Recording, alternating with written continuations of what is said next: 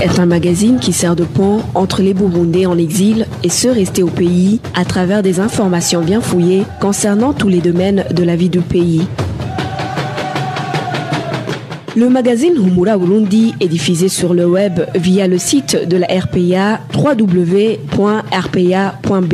Humura Burundi.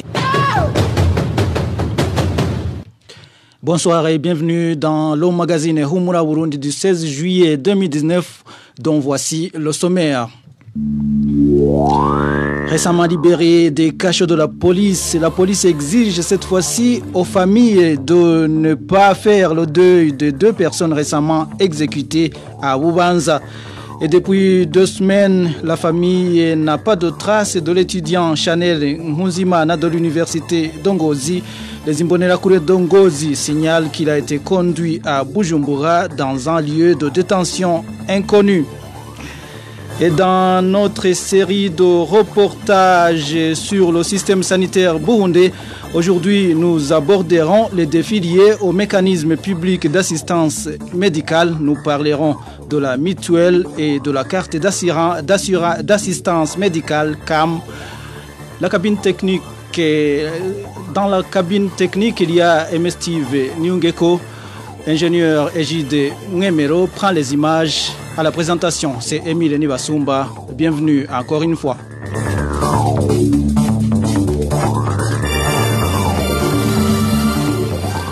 Droits de l'homme pour commencer. Intimidation des familles de 2 personnes récemment exécutées par le commissaire provincial de la police de Bubanza. Récemment détenus pour avoir réclamé les corps de leurs. La police leur a cette fois-ci interdit de faire le deuil. Reportage signé Hermès Niwandet. Apprenant l'exécution des 2 jeunes hommes, Renova Bizmana et Hippolyte Neissaba, 3 de leurs parentés se sont rendus sur le lieu d'exécution. Voulant savoir comment le drame est arrivé, ils ont été appréhendés et conduits à bord des motos à la brigade de Gihanga. Selon nos sources à Gihanga, ils ont été relâchés samedi soir, mais sous condition de ne pas organiser le deuil. Une condition leur est imposée par le commissaire de police à Gihanga, au PP1 Philippe Massawelakiza, comme le témoignent nos sources à Gihanga.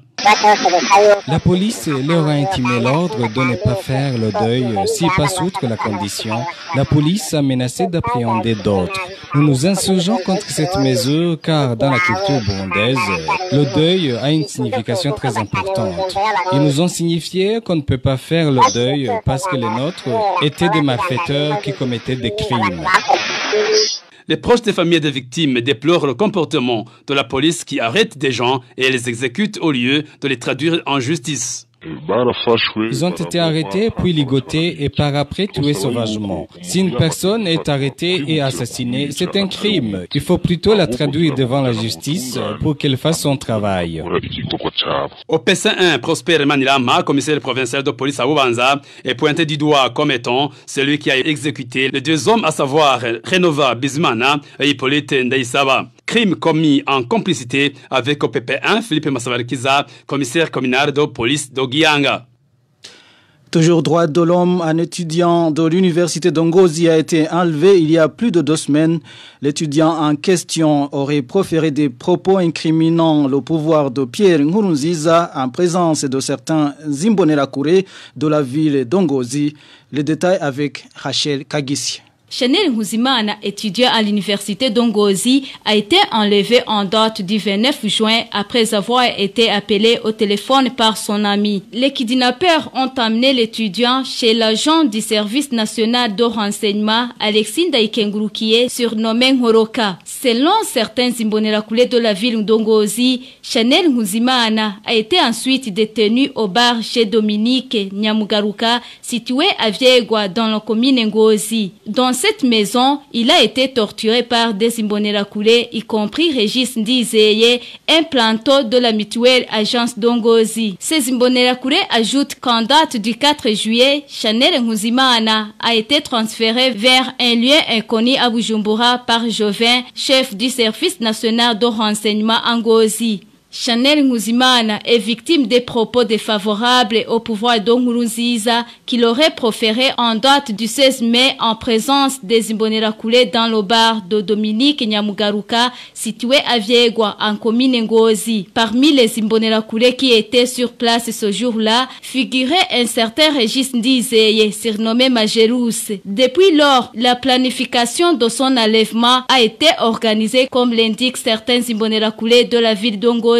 Il y a une semaine, un autre étudiant du nom de Diego Buzingo de l'université d'Ngozi a été aussi enlevé. Ses proches indiquent qu'ils l'ont cherché dans tous les lieux de détention d'Ngozi, mais en vain. Pour clôturer cette page droits de l'homme, les conditions de vie sont difficiles pour les détenus des différentes maisons carcérales du pays.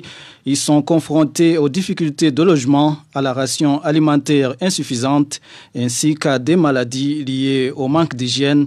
Ces conditions précaires de détention sont les conséquences de la surpopulation carcérale.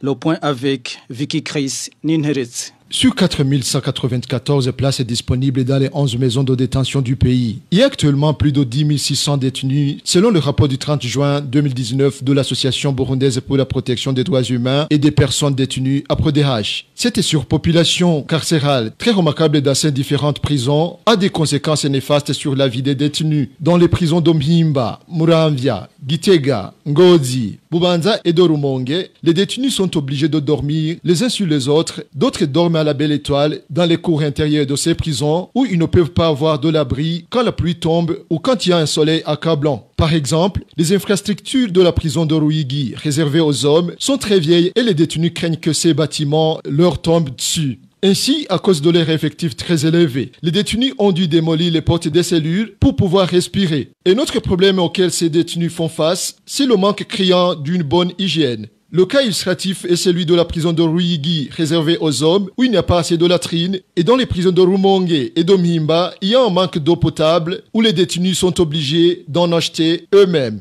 À ces problèmes s'ajoute la ration alimentaire insuffisante qu'ils reçoivent dans ces prisons, ce qui fait que ces détenus attrapent des différentes maladies, la tuberculose, la dysenterie, le choléra, la pneumonie, les infections et les maladies de la peau. Vu ces mauvaises conditions de détention, les associations APRODH et ACAT demandent au gouvernement burundais de se ressaisir afin d'améliorer les conditions de vie de détenus en prenant des mesures de désengorgement dans ces prisons. Merci Vicky Chris Ninheretse. Je rappelle que vous nous suivez en direct sur la page Facebook de la RPA Ijwi Gyabanyagihugu. Le magazine peut également être retrouvé sur le www.rpa.bi, également sur les plateformes YouTube, SoundCloud et Twitter. Tout de suite, nous parlons gouvernance. Humura Burundi. Les propriétaires de motos de transport en province Gitega dénoncent le comportement des policiers qui utilisent les motos réquisitionnées à des fins personnelles. Ces policiers font le transport les soirs avec ces motos réquisitionnées. Le point avec Innocent Valentin Singirangao. Les opérateurs du trafic de transport par moto à Gitega dénoncent la réquisition de leurs engins par la police pour des fins de leurs propres intérêts. La nervosité émane du fait que leurs motos soient réquisitionnées puis utilisées par les forces de sécurité pour des fins personnelles. Pire encore, ils constatent la circulation de leurs motos en pleine nuit. L'exemple typique est celui d'un citoyen qui a reconnu une moto conduite par un policier en simple motard. Témoigne ce dernier. L'exemple est celui de samedi dernier où j'ai vu un policier que je connaissais en tenue policière en train d'accomplir le trafic de motards. Après les investigations, nous avons trouvé que c'était une des motos réquisitionnées par la police. Les motards de la province de Gitega se plaignent encore. Une fois fautifs, nous demandons que nous soyons réprimandés conformément à la loi. Il serait mieux de régulariser la sanction plutôt que de perdre l'originalité de sa moto. Contacté à ce propos, de la chance, Harerimana, commissaire de police à Gitega, rejette en bloc toutes ces accusations de motards. Parlons éducation sans transition. Les enseignants à mairie de Bujumbura s'insurgent contre les critères fixés pour faire avancer de classe les élèves. Ces critères sont fixés par le ministère de l'Éducation. Ces enseignants qualifient ces critères de laxistes. Ainsi, ils revendiquent leur droit d'évaluer et de décider sur le sort des éduqués. Le point avec Hervé Niouhir. Selon l'article de l'hebdomadaire de l'éducation numéro 476 du vendredi 12 juillet 2019, avec l'ordonnance ministérielle numéro 610/1315 du 8 septembre 2017 portant conditions d'avancement de classe, de redoublement et de l'obtention de certificats et diplômes, tout élève du 4e cycle du fondamental ayant obtenu 50% est admis aux examens de repêchage sans tenir compte du nombre et de la profondeur des échecs. Avec la même ordonnance, un élève ayant obtenu 60% avec un échec sans considération de sa profondeur est admis d'office. Certains enseignants de la mairie de Bujumbura estiment que ces conditions d'avancement de classe, mais aussi l'obtention des certificats et diplômes sont trop permissives. Interrogé par le journal La Voix de l'enseignant, un enseignant à mairie de Bujumbura demande au ministère de tutelle de leur laisser l'aptitude d'analyser consciemment les résultats des élèves et de faire avancer ce qu'ils le méritent. Un autre enseignant signifie à ce journal qu'il s'oppose à l'admission aux examens de repêchage de tout élève du 4e cycle du fondamental ayant obtenu 50% sans tenir compte du nombre et de la profondeur des échecs. Pour cet enseignant, il suffit d'avoir le maximum en éducation et réussir dans les disciplines secondaires comme le sport, le dessin et la musique pour qu'un enfant du fondamental obtienne 50% quand bien même il aurait échoué dans le reste des cours. Cet enseignant s'interroge sur le niveau qu'aura un enfant qui avance dans ces conditions à la fin du cycle pour affronter le concours national. Une autre enseignante de la section des sciences sociales et humaines dans une des écoles de la mairie qualifie d'abject le fait d'avancer d'office un élève ayant obtenu 60% avec un échec indépendamment de la profondeur de ce dernier. Elle prévient qu'une telle pratique conduit les élèves à négliger les cours qui leur semblent difficiles et à dénigrer les professeurs qui les dispensent. Avant d'aborder la page santé, nous vous rappelons que vous pouvez également obtenir le magazine Humura Burundi en nous envoyant un message sur le WhatsApp de la RPA, c'est le plus 49 151 294 16 348. Tout de suite, nous parlons santé. Humura Burundi. Dans notre série de reportages sur le système sanitaire burundais, aujourd'hui nous abordons les mécanismes publics d'assistance médicale. Les bénéficiaires de ces mécanismes, mutuelles et cartes d'assistance médicale CAM, se disent confrontés à diverses difficultés, les difficultés qui sont plus liées actuellement à l'accès aux médicaments. Les détails avec Emmanuel Daïchemi. Les affiliés de la mutuelle de la fonction publique qui se sont entretenus avec la RPA indiquent qu'ils n'ont pas de problème à ce qui est de la consultation par les médecins. Les difficultés commencent quand ils cherchent les médicaments. Ils évoquent aussi la question des bons qui ne sont pas acceptés que dans la province où plaise le médecin qui l'a signé. Notre source est d'Oruyigi.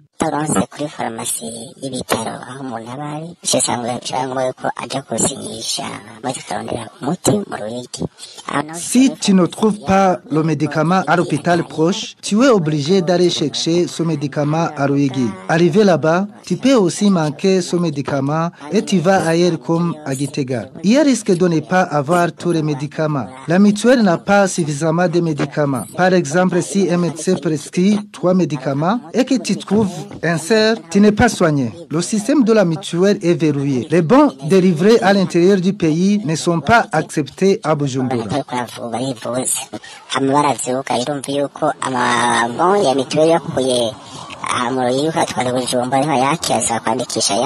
Concernant les utilisateurs de la carte d'assistance maladie CAM, certains prestataires du domaine de la santé affirment que les malades s'habituent petit à petit du circuit des malades. Les difficultés se remarquent également quand il faut chercher les médicaments. La population s'habitue progressivement à l'utilisation de cette carte. Ils savent ce qui est demandé, mais après la consultation, ils sont obligés d'aller chercher les médicaments ailleurs dans des pharmacies. Le problème se remarque à l'achat des médicaments. Seul le gouvernement peut dénouer la situation en payant à temps les médicaments à leur servis dans des pharmacies. C'est la seule option. Les bénéficiaires ne peuvent lier ni changer. Ces difficultés auxquelles font face les bénéficiaires des services de la mutuelle sont confirmées par les élites du peuple. Au début de cette année, les membres de la commission des affaires sociales à l'Assemblée nationale ont sorti un rapport sur l'utilisation de la mutuelle de la fonction publique. Ils ont confirmé que les services donnés par les agents de mutuelle ne sont pas bons. Aussi, la mutuelle n'a pas de médicaments en suffisance. Poursuivons la page santé, mais cette fois-ci en dehors des frontières où il y a la peur panique au sein des réfugiés du camp de Nakivale en Ouganda pour cause des va-et-vient des personnes en provenance de la RDC où est signalé le virus d'Ebola. Les réfugiés sont appelés au respect rigoureux des recommandations des services de santé. Nadej Irakodze. Nous avons peur. Nous craignons que cette terrible maladie nous pénètre dans notre camp. C'est la voix d'un des réfugiés du camp de Nakivale en Ouganda. Un des camps des réfugiés qui se distingue par la mobilité des réfugiés, mais aussi des visiteurs qui viennent de l'extérieur du camp. Les Congolais sont du nombre de ces réfugiés ou visiteurs qui fréquentent ce camp. Ils effectuent des mouvements de va-et-vient de Nakivale au Congo, pays où l'épidémie d'Ebola a déjà fait plusieurs morts. Les autres réfugiés ont l'obligation de renseigner de tels mouvements au service de santé. Selon les médecins, l'Ebola est une maladie très dangereuse. Ils nous recommandent de veiller sur toute personne venant de l'extérieur de l'Ouganda et d'informer les services de santé pour que ces personnes soient examinées. Les Congolais sont les plus ciblés.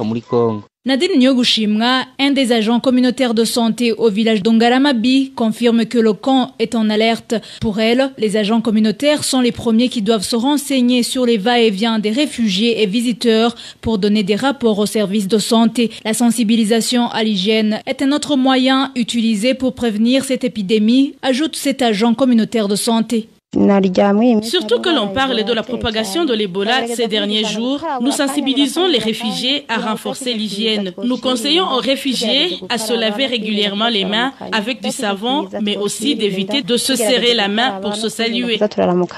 Dans toutes les structures de santé du camp de Nakivale, l'on retrouve des affiches montrant les symptômes et l'évolution de l'Ebola sur une personne qui a attrapé cette maladie. Clôturons ce magazine par la page santé. Une famille de réfugiés burundais en provenance du camp d'Onduta en Tanzanie vient de passer des semaines dans la tourmente dans la capitale économique de la Tanzanie. Cette famille passe des nuits devant les bureaux tantôt du HCR, tantôt du gouvernement à la recherche de l'aide, alors que la famille avait obtenu la permission de sortir du camp pour aller faire soigner un enfant que les structures de santé du camp avaient jugé incapable d'aider. L'enfant est mort finalement dans la ville de Dar es Salaam, faute d'assistance. S'étant ensuite opposé à l'enterrement immédiat, la famille est accusée de refus d'ordre par les autorités tanzaniennes. Cette famille risque d'être emprisonnée à son retour au camp d'Onduta. Voilà, chers auditeurs, c'est par ici que nous mettons un point final au magazine Humura Burundi du 16 juillet 2019. Merci à vous tous qui nous avez suivis. Merci également à MS Steve Niungeko et à ingénieur Egide Ngemero qui vous ont permis de nous suivre en live sur Facebook. Emile Niwasumba était à la présentation. Au revoir.